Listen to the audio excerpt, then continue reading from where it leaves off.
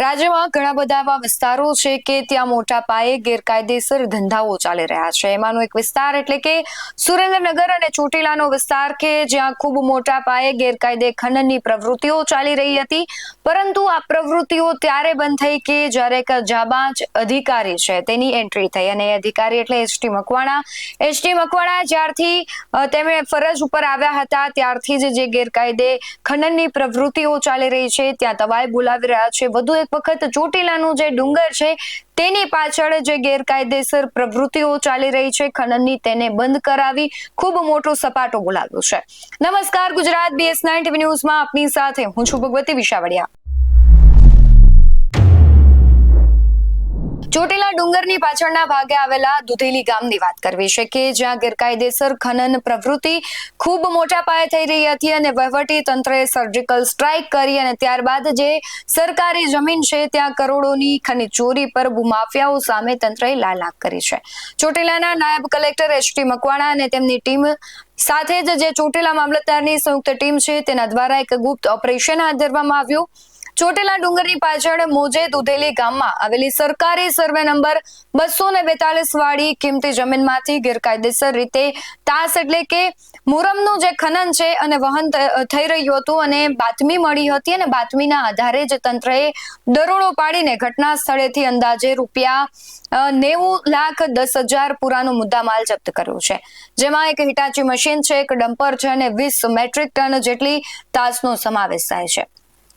આ તમામ મુદ્દામાલ હાલ ચોટીલા મામલતદાર કચેરી ખાતે સીઝ કરીને ખસેડવામાં આવ્યો છે અને આ ગેરકાયદેસર ખનનની કાળી કમાણી પાછળ કોણ હતું તેના નામ પણ સામે આવી ગયા છે। આ પ્રવૃત્તિ અલ્પેશ ભગવાન સામંડ અને ગોવિંદભાઈ બીડ સામંડ દ્વારા ચલાવવામાં આવી રહી હતી।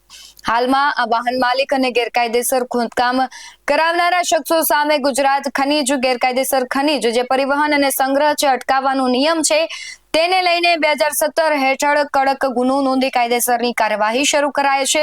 એટલું જ નહીં, આગામી દિવસોમાં તત્વો સામે લેન્ડ ગ્રેબિંગ અને તડીપાર સુધીના કડક પગલાં લેવાની પણ તંત્રએ તૈયારી દર્શાવી છે।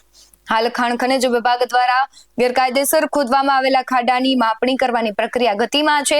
સમગ્ર જે કાર્યવાહી કરવામાં આવી છે તેને લઈને ચોટીલાના પ્રાંત અધિકારી એચટી મકવાણા શું કહી રહ્યા છે તેના પર નજર કરીએ। આજે બપોરના અરાસામાં અમને બાતમી હકીકત મળેલી કે યાત્રાધામ ચોટીલા ડુંગરની પાછળના ભાગે જે દુધેલી વિસ્તાર છે ત્યાં ગેરકાયદેસર રીતે ખનન થઈ રહ્યું છે।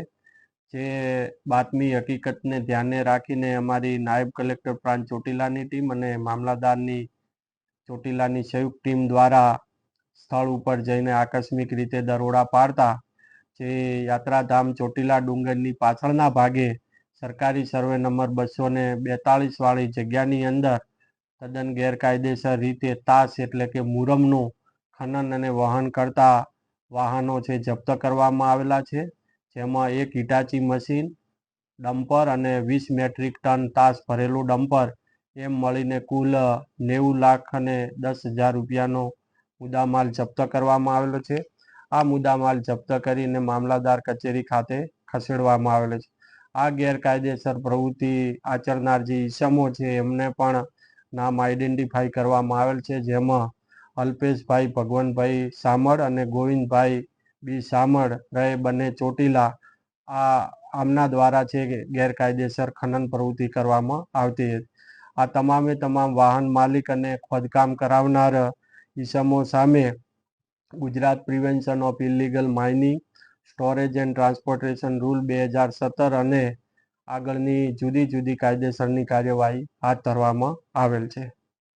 પવિત્ર યાત્રાધામની ધરતીને આ રીતે ખોદી નાખનારા ભૂમાફિયાઓ સામે ચોટીલા પ્રશાસનની આ કાર્યવાહીથી અન્ય ગેરકાયદે પ્રવૃત્તિ કરનારાઓમાં પણ ફફડાટ વ્યાપી ગયો છે અને આ એક ખૂબ સારી કામગીરી છે, કારણ કે ચોટીલાનો આખો વિસ્તાર એવો હતો કે જે ખનિજ માફિયાઓનું ઘર કહેવાતું, પરંતુ હવે ખનિજ માફિયાઓમાં ક્યાંક ને ક્યાંક ફફડાટ વ્યાપી ગયો છે।